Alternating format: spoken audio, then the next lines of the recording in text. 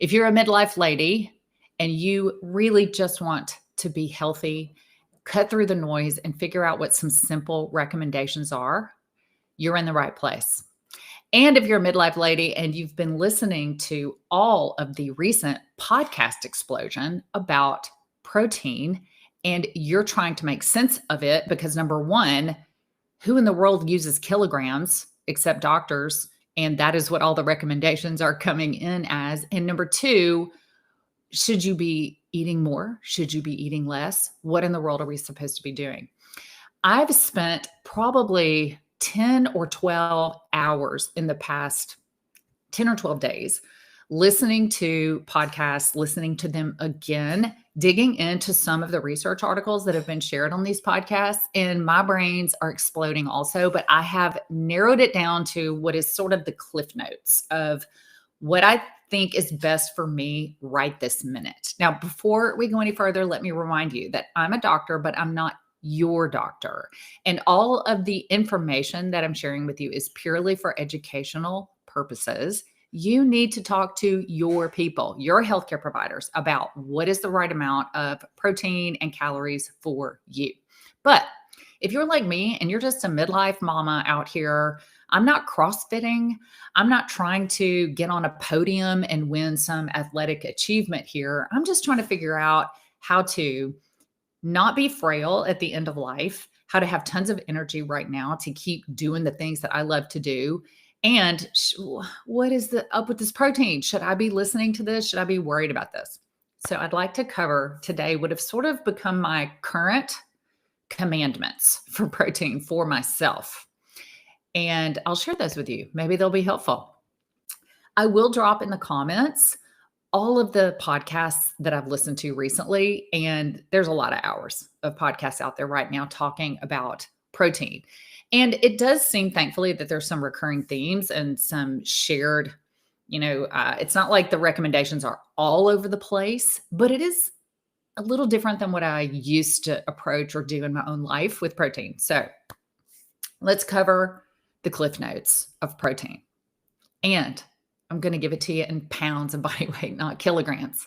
Although you can Google that up, right? It's not hard now to figure out kilograms to pounds. So why does protein feel so confusing? Well, everyone's talking about it. And when something's talked about so frequently in the press and in the media, it makes us all think that whatever it is I'm doing is inadequate. Whatever it is I'm doing is probably not enough, right? So that can sometimes tend to make us be obsessed, which makes us overconsume. And we don't really want that either. So what is the right amount? And what is the guidance out there for that? So number one, we have information overload, podcasts, books, experts, influencers who might have different recommendations. Number two is that if you're like me and you previously were in more of the completely plant-based community or people following a vegan diet, for a long time, there was a lot of guidance in that community that too much protein decreases longevity. And there are some papers out there that appear to sort of support this. One of the things that I heard from some other scientists that I trust was this, and this really rang true for me. It may be that consuming a ton or too much protein might have some observation studies where it looks like it affects longevity, meaning actual how many years is my carcass on the earth versus health span. Health span is not lifespan. Health span is not just how many years is my carcass on the earth, but how many years am I functioning at a level that gives me a really high quality of life. So that is something else that I include when I'm looking at studies and when I'm trying to decide what's the right thing for me. I don't necessarily always just go for longevity. I don't want to be 97 and be bedbound for the last 10 years of my life. I'd like to live to be 80 and be walking and cognitively with it and thinking sharp and, in all honesty, using the toilet by myself when I'm 80. And that, for me and my personal priorities, is a good trade-off. So that said, It can be very confusing. I totally get that. But just so you know, that's something that I really include and think about. So most women are probably honestly more like me. Again, I'm just a midlife mama out here. I'm not crossfitting. I'm not trying to win a gold medal. I'm not a rugby player. Love those rugby players. And I am trying to find something doable and sustainable for me from the grocery store and here in my own life, right? So the old RDA, which is the recommended daily amount of zero point 0.8 grams per kilogram of body weight, is actually a pretty old amount. And it was based on some science that now honestly is kind of questionable as far as the methods that they use to even collect that or create that number. So in my estimation right now for me, the pervading recommendation is for postmenopausal or perimenopausal women who are not athletes, who don't have special needs, like I'm not on cancer treatment, I'm not underweight, or some other things that would put me in a different category. 1.2 grams per kilogram of body weight, I said kilograms, up to 1.6 appears to kind of be a pretty widely accepted protein daily amount for people like me. Now, let's do pounds instead. In general, that kind of about comes out to half a gram of protein up to 3/4 of a gram of protein per pound of not my actual ideal body weight right now if I'm not at it. Sorry, not your actual body weight if you're overweight, but your ideal body weight. Okay, what I'm trying to say is half a pound to 3/4 of a pound of your ideal body weight, right? So many of us may not have caught the memo on the ideal body weight thing, meaning that you may have been calculating protein needs for yourself that are pretty high and sometimes difficult to reach. There are some populations of people who don't need to consume excessive protein. And that is why you should clear everything with your healthcare provider. Specifically, if you have renal disease or renal insufficiency, you do need to be a lot more aware of your protein intake. In general, 1.2 grams per kilo or half a gram per pound of ideal body weight. Blah, blah, blah. Got it finally, right? But how does this really look in real life? Because honestly, I'm not out here calculating everything every day. So I'm going to give you a little bit toward the end of how my day kind of looks like, that I structure it to kind of ballpark this without calculating and weighing and measuring every single thing all the time. No harm, no foul if you are aware and a measurer. It's just not what I'm doing right now in life that's working for me. So half a gram to 3/4 of a gram per pound of your ideal body weight is not a bad place to shoot for once that's cleared with your healthcare team. Here's another interesting point that comes up a lot is that the average American is actually already eating 1.2 grams per kilogram of protein per kilogram of body weight. So if most Americans are already getting 1.2, which is the bottom end of that recommendation, then what's all the ballyhoo about? Why do we care if people are already eating it? Unfortunately, the vast majority of Americans are getting that protein in an entire diet that is the standard American diet, which means that it's basically constructed or put together to help us overeat calories, overeat processed foods. And most people are getting that 1.2 grams per kilo of protein in a diet that is lacking in fruits, vegetables, legumes, nuts, and seeds. So it's really important to remember that just dosing protein at the right amount is absolutely not the ticket to ideal health. It needs to be the right amount of protein, and in some cases, the right types of protein in an overall diet that is good for us, right? So if you're getting 1.2 grams per kilo with junk food, processed food, sugars, refined grains, oils that are hydrogenated, and that's not what we're talking about here with our protein goals. Plant versus animal. Okay, another big point that has been coming up in my life because I have a very strong history in plant based eating and really only began to eat a little bit more animal protein probably the past 2 or 3 years. There's this question of plant versus animal. Is one better for building muscle? Is one better for longevity? And let's attack that real quick. So, plant forward diets in the nutrition literature that we have right now consistently is linked with better health outcomes. Now, that's not 100% necessarily a vegan diet all the time. It's actually possible to have a vegan diet that's not healthy at all. I'm talking about diets that are really, really full of whole food, plant based nutrition. In a recent podcast, this is probably my favorite and the one I resonate with most. Simon Hill, who has an awesome podcast, The Proof, linked below, go subscribe. Recently, he reviewed this major observational study with a guest showing that if your baseline is eating the standard American diet, meaning that you are probably getting most of your protein from animal sources, just substituting out some animal protein for plant protein instead actually has a big longevity benefit and a decreased risk of chronic disease, which is really important to me because I am not just here, again, to keep roaming around in a carcass that can't do very much. I want to have a long health span, right? And I want decreased risk of chronic diseases. So, swapping equal grams of animal protein for plant protein, the more and more that that was done, this observational study showed a decreased risk of chronic disease.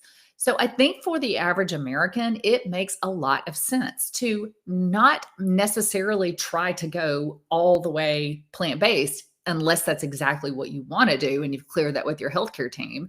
But not don't throw out the baby with the bathwater. It is beneficial for you to think to yourself, what if I just decreased my animal protein intake a little bit and substituted it with a plant protein? And I will tell you a little bit more again at the end, kind of what that looks like for me when I'm constructing my meals, some with animal protein and some without. So, going fully vegan can be a really valid ethical choice, but you don't have to go completely plant-based to reap a lot of crazy, crazy good benefits of, adding more plants to your diet.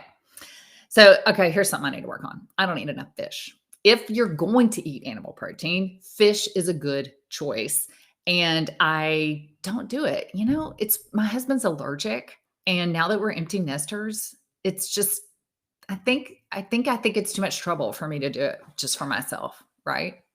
If you're an empty nester and that has changed how you eat, drop that below. Put a comment and tell me, what are your struggles with empty nesting? Is it easier now or is it harder now that you're empty nesting? Because I've heard both. I can tell you that for me, it is so much easier because that man is so defeated at this point after so many years of living with me. He will eat anything without complaint, pretty much. So I just do what I want to do that's healthy for me, and he eats whatever I eat. One simple real world framework that I've been working with is called the 30-30-30 plan or approach. And this approach is the brainchild of a couple of scientists, Dr. Kevin Mackey and Dr. Carol Kirkpatrick. And I will drop those a link below to a paper that they have. So this is 30 grams of protein per meal, 30 grams of fiber per day, 30 minutes of movement per day. So I really like this because it's so simple, 30-30-30. 30 grams of protein per meal has been shown to sort of trigger our body's natural satiety or fullness mechanisms and help control our appetite more naturally. And if you have trouble controlling your appetite, it is not a willpower problem. We are living in an environment of food that is engineered to get me to overeat. So I've said this so many times. It doesn't matter how many degrees I have behind my name. If I have to stare down a bag of double stuffed Oreos for very long, I'm not going to win. I can't win a stare down with the double stuff. Still, not yet. I don't know. I don't care if I ever do or I don't. Those are special event treats. So the 30-30-30 thing helps me not really like weigh, measure, and count every single thing. If I know I'm going for about 30 grams per meal, I can read some labels. Maybe I'll do some measuring cups once or twice to kind of see what is the amount on that.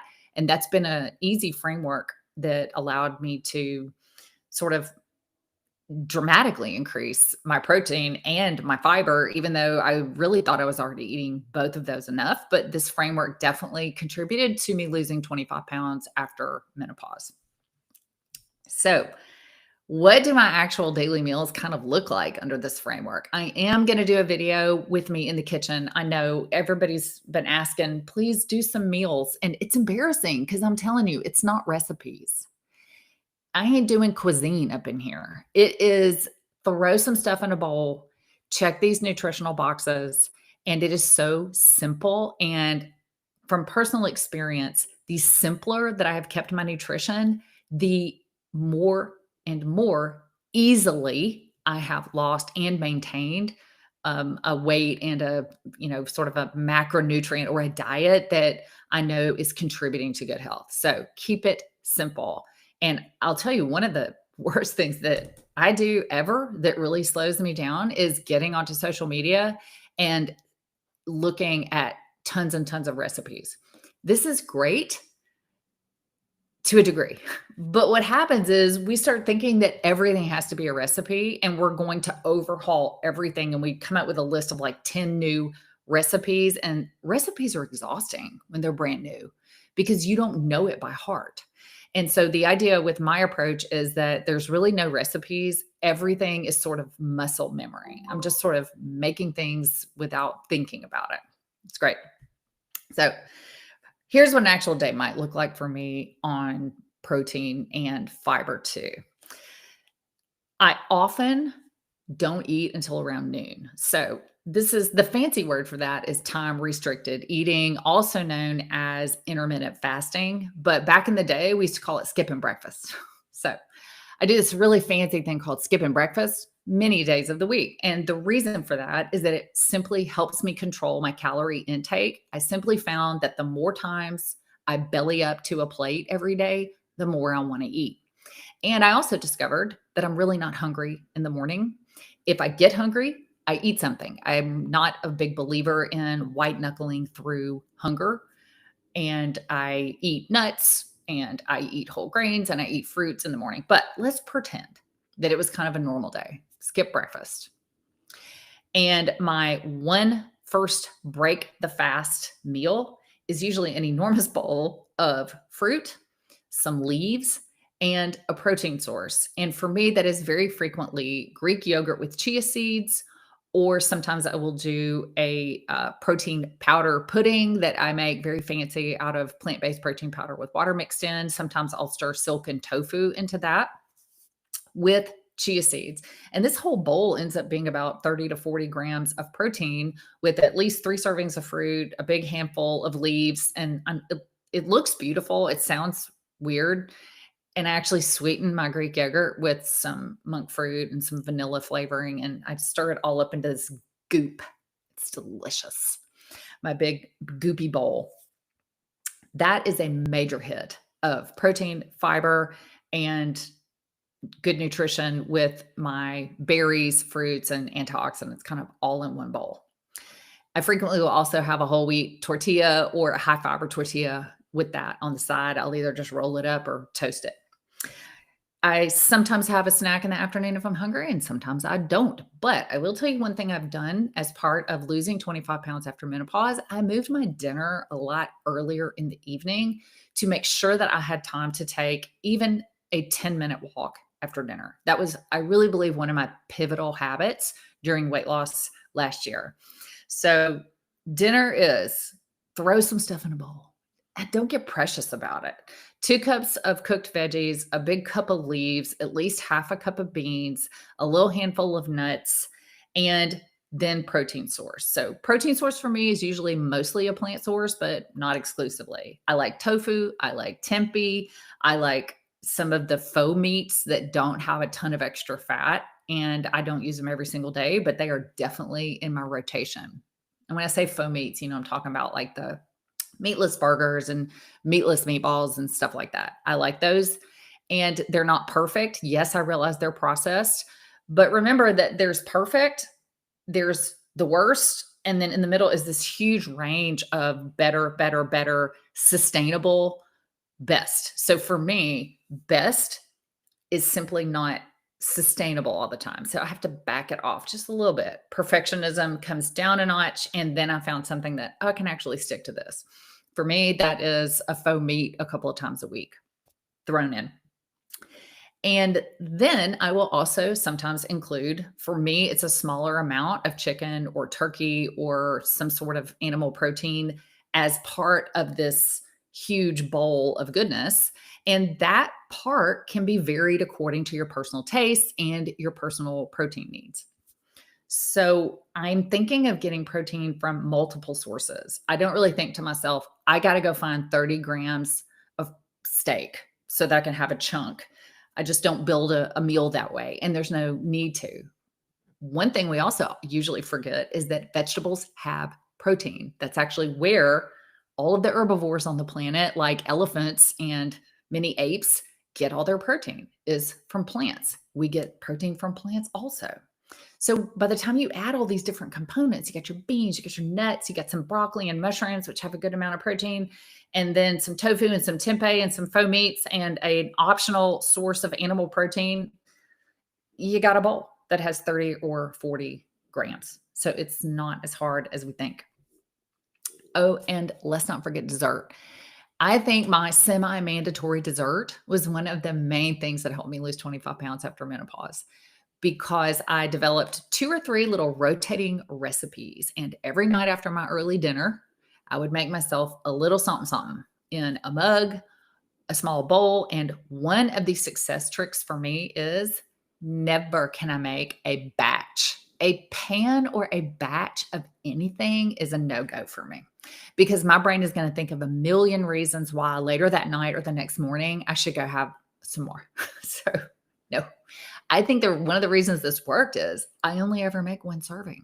So it's one little mug of cake or one little cup of a plant-based pudding, or even a Greek yogurt-based pudding that I zhuzh up a little bit and turn into a little bowl. And then I go have my evening walk.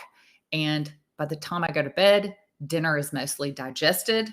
My blood glucose has had a chance to regulate because I took a walk. It's just a win-win all the way around. Made me feel terrific. So protein is critical. Yes, Americans are getting enough, but most of us are getting enough in a diet that is not doing us any favors. So tweaking that diet and decreasing calories, but still getting that half a gram per pound of ideal body weight a day minimum requires a little bit of thought on the front end and setting up some new habits. And then that will become automatic. Now, if you are literally sitting there thinking, that all sounds great, lady, but I can't even get started. I'm so low on motivation, or I'm so low on willpower, and that all just sounds like too big of a lift. I totally hear you. That is why I have a booklet called The 5x9 Morning Method. This is a little morning routine that has steps that appear to be very, very small, and your brain is going to tell you, this can't possibly help. These steps are too small. I know, but those small steps lead to much, much bigger steps later on. So let yourself start small. 5 habits before 9 a.m. if you're on your game. But even if you do a couple of those habits to get some momentum, momentum can be magical for bigger change, and allowing yourself to start small can be magical too. So if you thought this was valuable, please leave a comment. I love to hear your questions. I try to answer as many as I can. Hit subscribe and check out the 5x9 morning method below, and I will see you next Monday.